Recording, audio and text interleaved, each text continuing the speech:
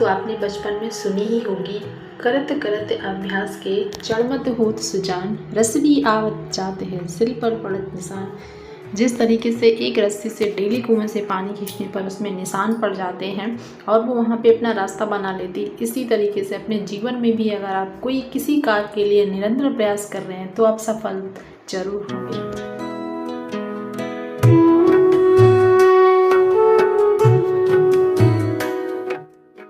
Hello everyone, good morning. स्वागत है फिर से एक नई यूट्यूब की यात्रा के साथ। तो आज हमारा आपके साथ दूसरा दिन है और कल हमने आपसे शेयर किया था कि हम किसकी तैयारी स्टार्ट कर रहे हैं और आज हम आपके साथ शेयर करेंगे कि हमने जो प्रीवियस ईयर का पेपर लगाया और मैंने एनालाइज किया कि किस किस पोर्शन से क्वेश्चन आते हैं।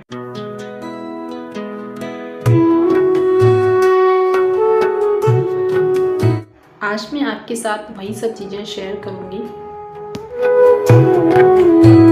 आज मेरी सुबह जो थी वो 5 बजे हो गई थी। मैंने सबसे पहले अपने किचन के सारे काम फिनिश किए क्योंकि आज मेरे बेटे का स्कूल का पहला दिन था। आज जो है 1 जुलाई और 1 जुलाई से उसका स्कूल स्टार्ट हो गया है। तो आज अब मेरा जो रूटीन है वो डेली मॉर्निंग में जल्दी का ही रहेगा। तो आज मैं 5 बजे उठी थी और मैं डेली अपना टाइम 3 बजे तक मैनेज करना चाहती हूँ। तो धीरे धीरे मैं इस टाइम को बढ़ाऊँगी। तो 5 बजे उठ के पहले मैंने सारे काम किए किचन के और आज मुझे उसकी ड्रेस प्रेस करनी थी, चीज़ें जो उसकी वो सब सही रखनी थी। कल मेरे हस्बैंड की तबीयत ख़राब हो गई थी इसलिए सब लोग लेट सोए थे।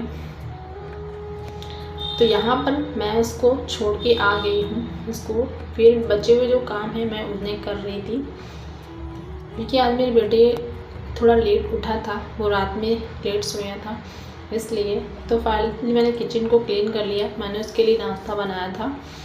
फिर मैं आई थी रूम में, तो रूम भी अच्छे से क्लीन कर लिया है मैंने। आज बिस्तर में पानी गिर गया था इसलिए गद्दे को धूप में डालना पड़ा।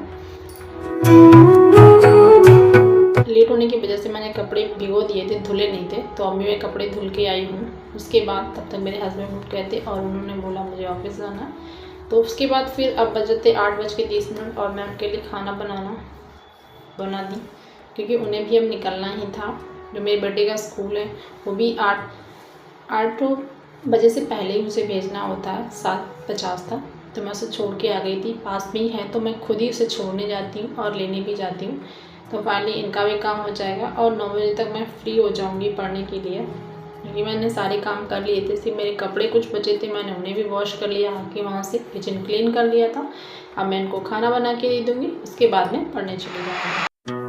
तो मैं सारे काम करके फ्री हो चुकी हूँ और अब मैं आ गई हूँ पढ़ने। तो आज मैंने जैसा बोला था आज मैं प्रैक्टिस सेट लगाऊंगी।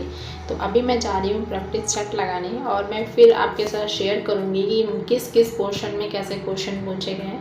तो आज जो खंड शिक्षा अधिकारी का पेपर 2020 का उसे मैं एनालाइज करूँगी। तो चलिए मैं पेपर को अच्छे से एनालाइज कर लेती हूँ। उसके बाद हर पोर्शन के क्वेश्चन लिख लेती हूँ कि किस पोर्शन में क्वेश्चन किस तरीके से पूछे गए हैं।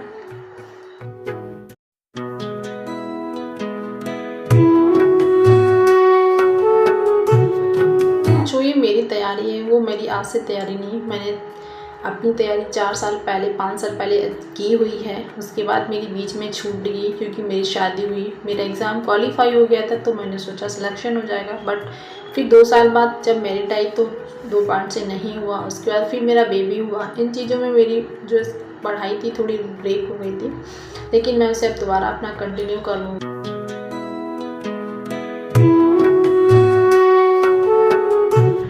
और आगे मैं आपके साथ शेयर करूँगी कि किस किस पोर्शन में कितने कितने नंबर के क्वेश्चन पूछे गए हैं।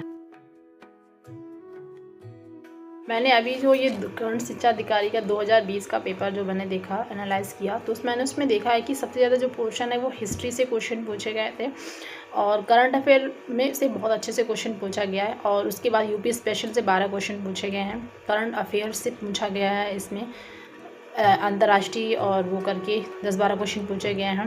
हिस्ट्री से इसमें 6-7 क्वेश्चन पूछा गया है। साइंस से इसमें 6 क्वेश्चन पूछा गया है। उसके बाद पॉलिटी से भी 5 क्वेश्चन पूछा गया है, अच्छा खासा दिया गया है।